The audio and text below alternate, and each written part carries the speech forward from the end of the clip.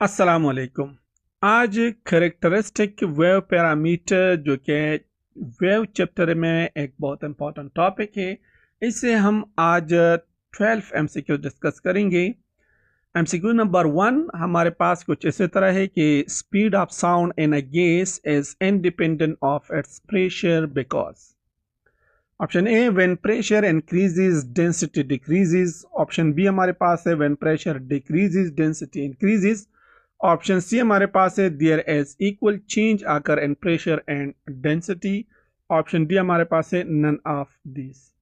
तो देखिए, किसी भी गैस में जब हम स्पीड ऑफ साउंड को मालूम करते हैं तो उसके लिए हमारे पास फार्मूला होते हैं v is equal to p divided by rho, जिसको हम न्यूटन फार्मूला भी कहते हैं। जब हमारे पास प्रेशर इंक्रीज हो रही हो तो डेंसिटी भी इंक्रीज होती है, और इसी तरह अगर हम प्रेशर को डिक्रीज कर रहे हैं तो हमारे पास जो डेंसिटी है ये भी डिक्रीज होगी। तो इन दोनों के बीच जो रेशियो है P डिवाइडेड बाय रो, ये हमारे पास रहेगा कांस्टेंट, और इन दोनों का रेशियो जो है वो हमारे पास स्पीड ऑफ साउंड के बराबर है। सो P को चेंज इंक्रीज डिक्रीज करने से हमारे पास डेंसिटी भी इंक्रीज डिक्रीज होगी, दोनों की रेशियो जो है वो हमारे पास कांस्टेंट रहेगी।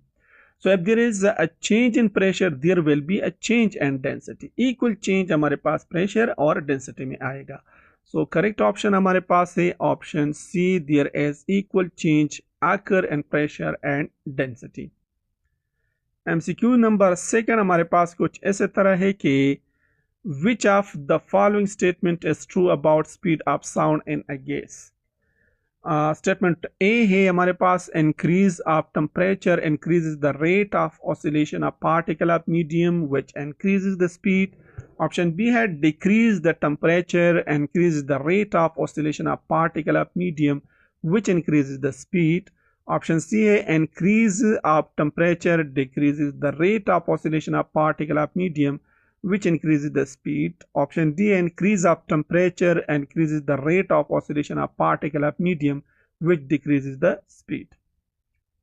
तो इन चारों स्टेटमेंट को देखिए तो इससे हमारे जहन में यही चीज़ यानी यही कंसेप्ट आएगा कि जो स्टेटमेंट है ये हमारे पास है relation between speed and temperature, यानी स्पीड और टेम्परेचर के स्पीड ऑफ साउंड और टेम्परेचर जो है इसके दरमियान रिलेशन को शो कर रही है। तो और हमें पता है कि जब हमारे पास टेम्परेचर में इंक्रीज आ रही हो तो स्पीड में इंक्रीज आएगा, लेकिन इन स्टेटमेंट का मेन मतलब ये कि टेम्परेचर के बढ़ने से स्पीड ऑफ साउंड क्यों बढ़ेगी। तो इसलिए बढ़ेगी क्योंकि जब हम टेम्परेचर किसी गैस के बढ़ा रहे हैं तो हमारे पास जो रेट ऑफ ऑसिलेशन है वो ऑफ पार्टिकल्स वो इंक्रीज होगी। और rate of oscillation of particle क्यों इंक्रीज होगी? Because of the kinetic energy, क्योंकि टेम्परेचर बढ़ने से हमारे पास जो मालिक्यूल जो पार्टिकल्स ऑफ द मीडियम उसकी काइनेटिक एनर्जी बढ़ेगी। काइनेटिक एनर्जी के बढ़ने से रेट ऑफ ऑसिलेशन जो है वो बढ़ेगी, जिसकी वजह से स्पीड ऑफ द साउंड जो है वो भी बढ़ेगी। सो लिहाजा करेक्ट स्टेटमेंट हमारे पास स्टेटमेंट ए है ना। एमसीक्यू नंबर 3 हमारे पास कुछ इस तरह है कि the intensity of wave is proportional to. Intensity of wave किस चीज के प्रोपोर्शनल है? ऑप्शन ए है ए मतलब एम्पलीट्यूड, बी हमारे पास है एम्पलीट्यूड का स्क्वायर, सी हमारे पास है क्यूब, ऑप्शन डी हमारे पास है ए डिवाइडेड बाई 2। तो इंटेंसिटी ऑफ वेव को हम मालूम करते हैं आई इज इक्वल टू के इनटू ए स्क्वायर, इसी फार्मूले से।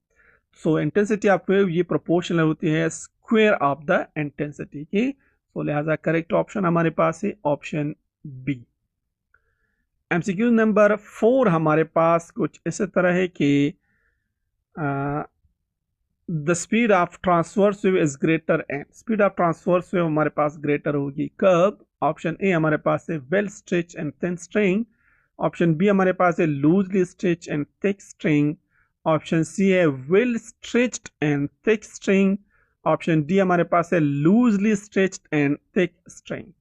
तो देखिए, स्पीड ऑफ साउंड किसी भी स्ट्रिंग में हम मालूम करते हैं इसी फार्मूले से v is equal to under root t multiplied by l divided by m। t हमारे पास है tension of the string, l हमारे पास है लेंथ ऑफ द स्ट्रिंग। जब हम स्ट्रिंग को वेल स्ट्रेच करते हैं तो हमारे पास जो लेंथ की वैल्यू वो बढ़ेगी, और एक थिन स्ट्रिंग में हमारे पास टेंशन की वैल्यू क्या होगी? ज्यादा होती है। तो जब हमारे पास स्ट्रिंग जो है ये हमारे पास वेल स्ट्रेच टू लेंथ ज्यादा होगी, थिन स्ट्रिंग हो टेंशन ज्यादा होगी, तो दोनों की प्रोडक्ट से हमारे पास जो स्पीड ऑफ साउंड है वो भी ज्यादा होगी। तो लिहाजा करेक्ट ऑप्शन हमारे पास ऑप्शन ए है, well stretched and thin string. MCQ number 5 हमारे पास कुछ इस तरह है कि the ratio of speed of sound and moisture air and speed of sound and dry air is option A less than 1, option B greater than 1, option C equal to 1, option D हमारे पास है all of these. Let suppose हमारे पास moisture air की speed है, speed of sound and moisture air की हमारे पास है v1, speed of sound and dry year ये हमारे पास है v2। तो मॉइस्चर ईयर में हमारे पास स्पीड ऑफ साउंड जो है वो ड्राई ईयर से ज्यादा होती है, तो इन दोनों का जो रेशियो है यानी v1 डिवाइडेड बाई v2 ये हमारे पास ज्यादा होगी 1 से, क्योंकि v1 ग्रेटर है और v2 स्मॉल है, तो नॉमिनेटर में हमारे पास वैल्यू ज्यादा, डिनोमिनेटर में वैल्यू कम, तो जो आंसर है जो रेशियो है वो आएगा ग्रेटर देन 1। सो करेक्ट ऑप्शन हमारे पास है option B greater than 1। Now MCQs number 6 जो है हमारे पास कुछ ऐसे तरह है कि Newton assume that sound travel through gases under isothermal condition.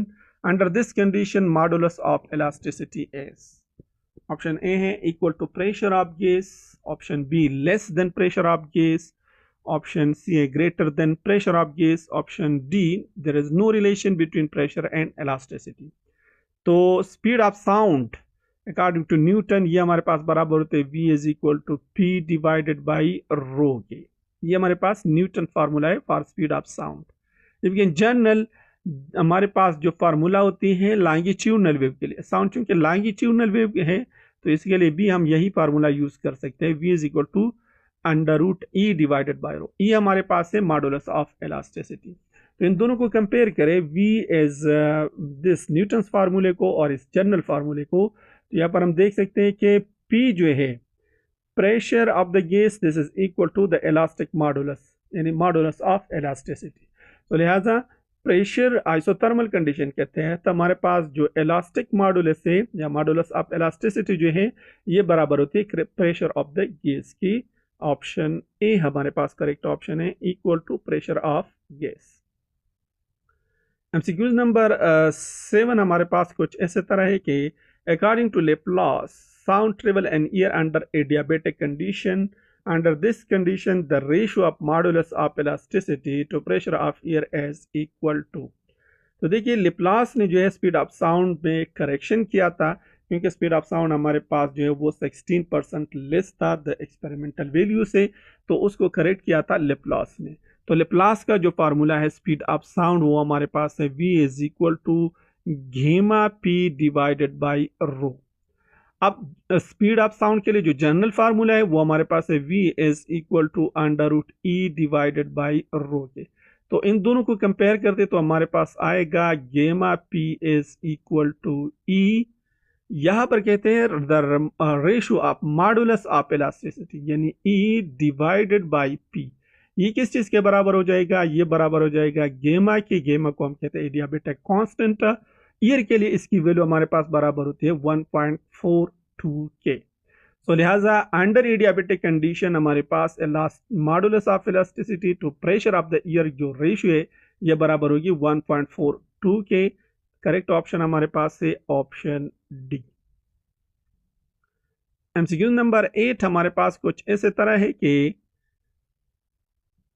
20 wave passes through a point in a medium in 5 seconds. The time required for one wave to pass through this point is। कहते हैं अगर हमारे पास यही एक point है, इसी point से हमारे पास 5 सेकंड में हमारे पास जो है 20 वेव पास हो रही है, तो time required for one wave के लिए जो टाइम रिक्वायर्ड होती है उसको हम कहते हैं टाइम पीरियड। टाइम पीरियड को हम मालूम करते हैं इसी फार्मूले से t divided by number of waves. So हमारे पास टाइम जो है वो है 5, नंबर ऑफ वेव हमारे पास है 20, तो 5 को जब हम 20 पर डिवाइड करते तो हमारे पास आएगा 1/4। करेक्ट ऑप्शन हमारे पास है option A 1 divided by 4 second. MCQ number 9 है A sound wave travel from a region of hotter air to a region of cold air. How does the frequency and wavelength of sound changes? Option A है frequency decreases wavelength decreases, B हमारे पास है frequency increases wavelength decreases, option C frequency does not change wavelength increases, option D हमारे पास है frequency does not change wavelength decreases. तो देखिए frequency हमारे पास ये सोर्स पर डिपेंड कर रही है और वेवलेंथ जो है ये मीडियम डिपेंडेंट है।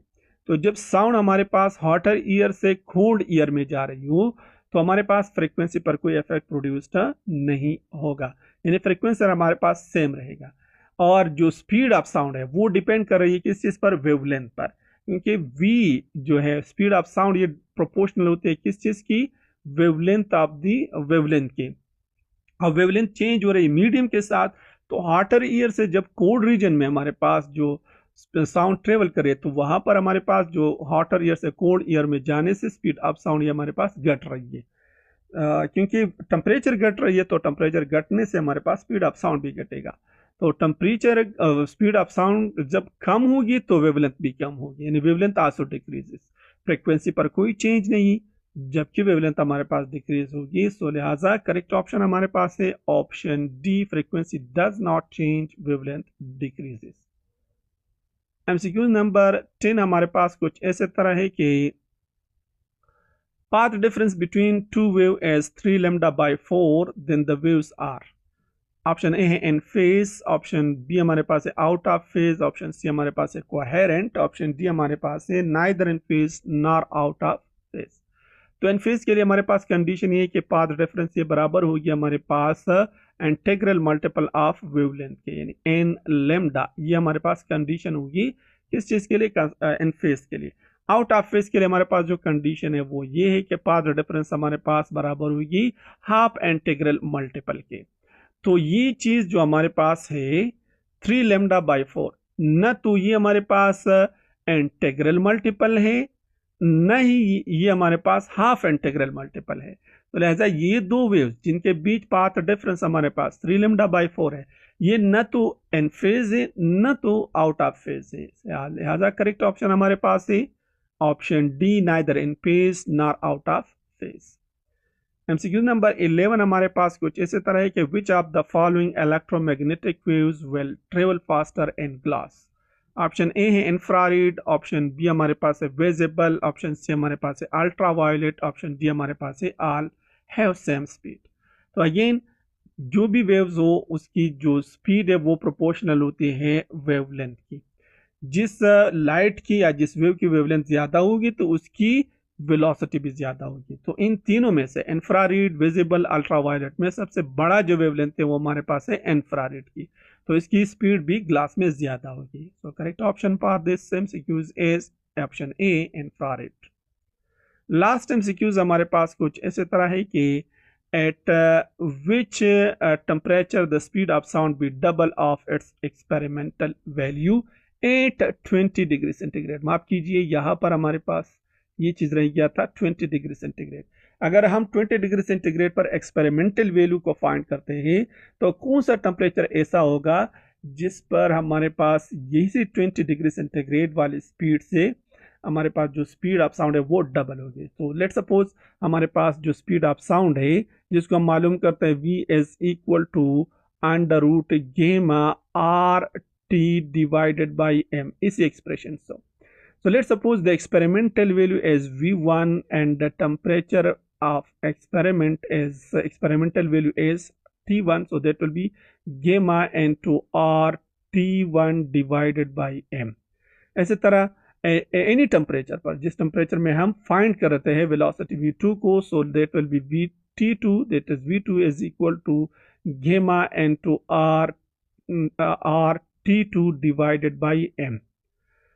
अब कहते हैं कि temperature at which the speed of sound be double, speed of sound यानी V2 होगा double of 2V1, experimental value के डबल होगा। तो इन दोनों वैल्यूज को हम यहाँ पर सब्स्टिट्यूट करते हैं यहाँ पर, तो हमारे पास जब इसको हम सॉल्व करते हैं तो हमारे पास आएगा T2 is equal to 4T1, क्योंकि जब हम अंडर रूट लेंगे अंडर रूट आएगा, अंडर रूट T1 T2 आएगा, तो उसको जब हम जो है स्क्वायर लेंगे दोनों साइड का, तो 2 हमारे पास 4 बन जाएगा।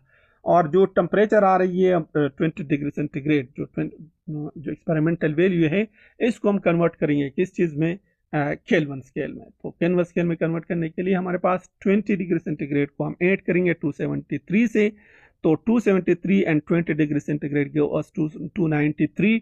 293 को जब हम 4 से मल्टीप्लाई करते हैं तो हमारे पास यही वैल्यू आ रही है। इसी वैल्यू को जब हम बेक कन्वर्ट करते हैं सेंटीग्रेड स्केल में, तो हमारे पास जो करेक्ट टेम्परेचर आ रही है वो हमारे पास है 899 डिग्री सेंटीग्रेड। इन 899 डिग्री सेंटीग्रेड पर हमारे पास जो स्पीड ऑफ साउंड है वो एक्सपेरिमेंटल वैल्यू जिसको हमने 20 डिग्री सेंटीग्रेड पर फाइंड किया था उसकी डबल होगी।